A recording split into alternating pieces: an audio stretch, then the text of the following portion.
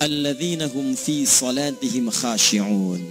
Syarat pertama, kalau ingin mendapatkan surga Firdaus tadi dan kebahagiaannya diturunkan ke bumi, dibawa sampai mati, masuk ke alam kubur lebih bahagia lagi, maka amalan pertama untuk melatih menguatkan iman itu, coba berlatih untuk menunaikan sholat dengan khusyuk. Kalau Anda kerjakan benar sholat ini, maka apa yang Anda dapatkan? Teman-teman ingat betul, saya mau tanya sebentar. Keabadian yang abadi disebut dengan sa'id. Kalau kita ingin turunkan ke dunia percikannya kita dapatkan, usahanya disebut dengan apa? Masih ingat? Aflah itu kalau didapatkan, kata dasarnya apa tadi?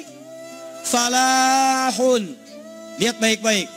Kata Allah dalam Al-Quran tadi, kalau ingin mendapatkan falahun, amalan pertama sholat. Makanya ketika dipanggil sholat, kalimat falah dilekatkan pada panggilan sholat.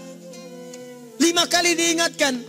Begitu muadzin kemudian azan memanggil Anda, hayya 'alas shalah. Anda bertanya, ya Allah kenapa kami mesti sholat? Dijawab, hayya 'alal falah. Yuk, pagi ayo. Yang sejati datang sini. Belum dapat sujud, belum dapat ruku, saya berikan. Makanya ketika orang sholatnya benar, dia akan mendapatkan 5 keutamaan. Saat di dunia nih, belum ke akhirat, 5 keutamaan yang tidak diberikan pada orang yang tidak sholat. Atau orang sholat tapi sholatnya nggak khusyuk. Sebab syarat mendapatkannya khusyuk. Alladzina hum fi sholatihim khasyi'un. Bukan alladzina hum fi sholatihim saja, tapi ada kalimat khasyi'un. Artinya yang tidak khusyuk saja nggak akan dapat, apalagi yang nggak sholat. Apa yang 5 ini? Lihat baik-baik. 1.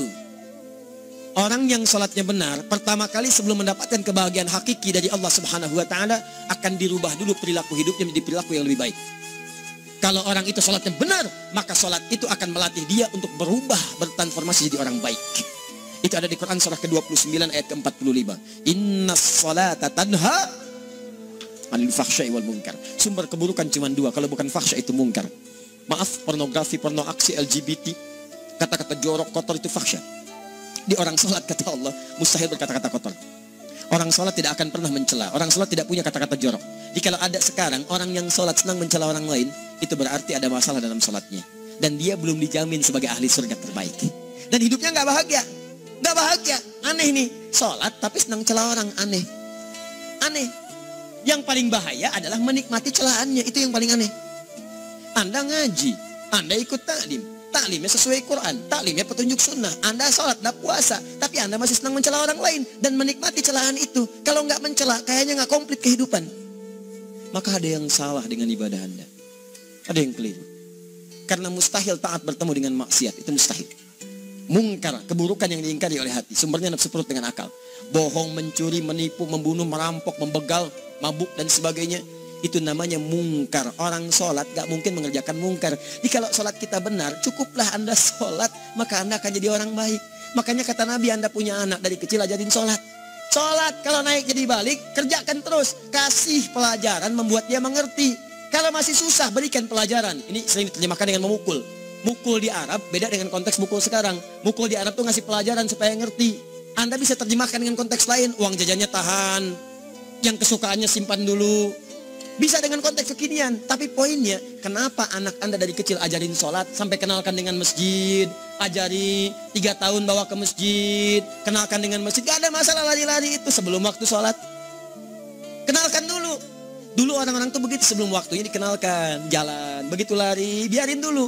Setelah itu diberi pengertian. Nah, ini bukan tempat berlari, yang berlari di sana nanti, yang di sini nanti akan ada orang-orang baik semuanya. Terus Anda lihat berbaris, baris tapi kalau pengen baik ikutan baris nanti. Terus nanti ada yang mimpin di depan, namanya imam. Imam itu siapa ya? Tetangga kita bukan yang Pak Imam, bukan. Bukan. Kalau tetangga kita namanya Imam S. Arifin. Kalau yang ini imam sholat namanya.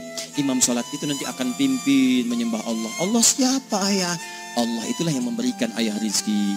Allah itu yang memberikan ayah rizki sehingga bisa beli tobot buat kakak.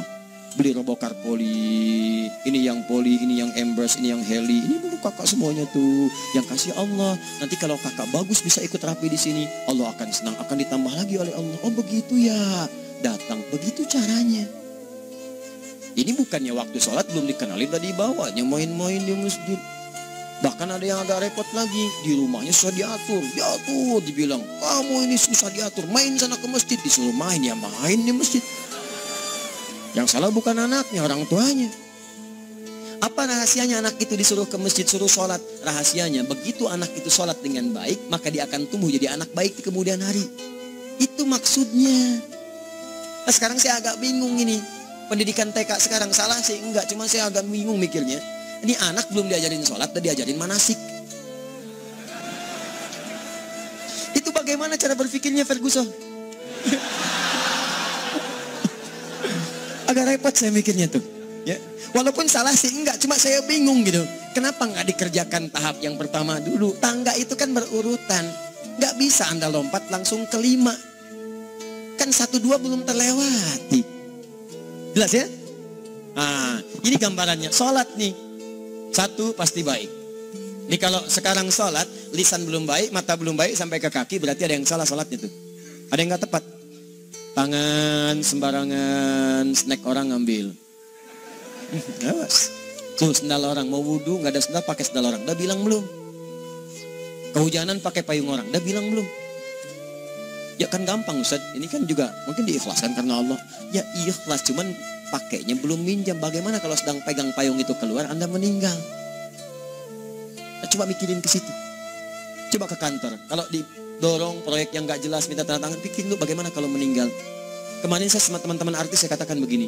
Anda ya, kalau Anda mengaji dengan saya, jangan pernah menerima peran maksiat. Walaupun itu sekedar adegan, tapi itu maksiat. Kalau bayangkan ketika Anda memerankan itu, Anda diwafatkan oleh Allah Subhanahu Wa Taala. Maka demi Allah saya katakan tidak ada faedahnya Anda ngaji sekarang, ngaji besok. Ketika Anda menerima peran itu, Anda wafat dalam keadaan bermaksiat di hadapan Allah Subhanahu Wa Taala. Maka saya pun katakan pada Anda, ayo belajar yang betul. Pahami, bangun sholat, belajar, dalami seperti orang tua kita dulu. Tinggalkan nyontek, budaya yang gak jelas. Rasakan ketika nyontek Anda wafat. Apa yang Anda dapatkan? Di Libya itu, kalau nyontek, di Libya ya, di saya pernah sekolah di Libya nih. Itu kalau nyontek, dibiarin aja dulu. Dan rekornya 100% ketahuan. Begitu sudah selesai, cuma jeda 2 jam, langsung ada panggilan. Si Fulan silahkan datang ke kantor. Apa yang disediakan di kantor sudah siap. Anda diberi waktu 2 jam dari sekarang, siapkan beres-beres koper Anda. Di sini tertulis Anda akan pulang. Tiketnya sudah lengkap, dikawal 2 orang. Dituliskan di situ anak ini nyontek, gak boleh kembali ke sini. Libya. Gak ada zero tolerance bagi yang seperti itu. Keluar. Kami gak terima di sini. Harus begitu. Gak ada faedahnya. Yang kita butuhkan amalan dari ilmu, bukan nilai-nilai itu sementara. Gak ada. Sudah. Nah ini akhirnya begini kualitasnya nih. Tertulis di ijazahnya bagus, kumlot, IPK-nya 4. Tapi gak ada aplikasinya. Yang pintar banyak. Kita butuh yang baik. Pintar yang baik. Sekarang yang pintar banyak. Kepintarannya dipakai untuk nipu orang.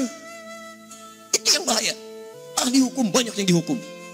Ahli ekonomi tidak bisa mengangkat perekonomian. Apa yang salah? Apa yang salah? Ini yang jadi persoalan.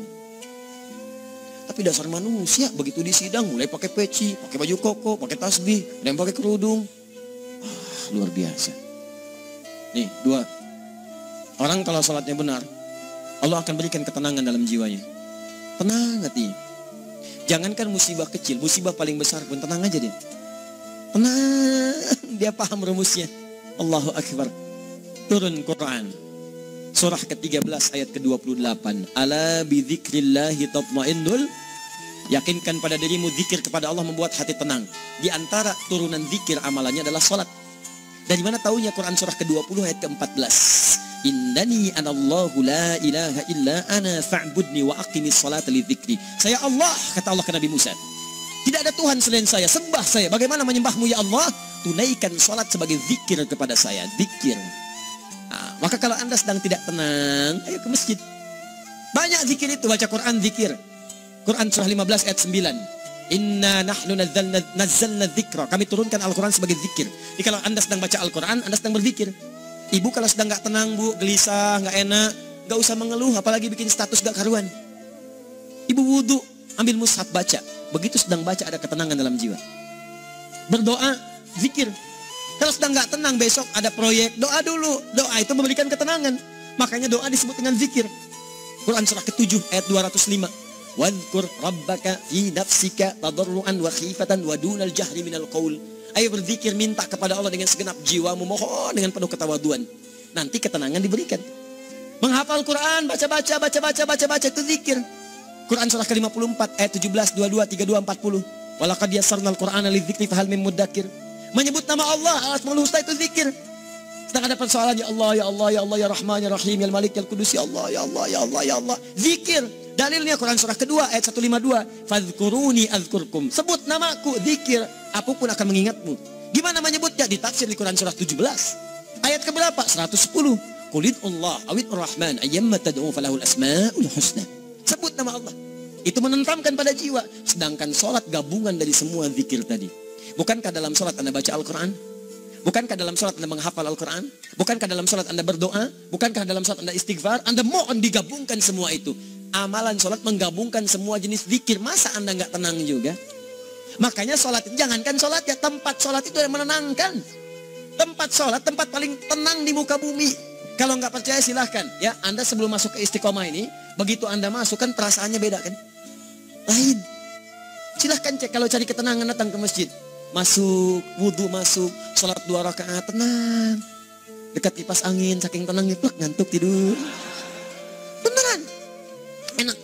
Makanya saat Ramadan kalau orang pengen cari ketenangan, lihat. Di perusahaan-perusahaan penuh tuh musola, pada tidur. Ya, mengamalkan hadis palsu.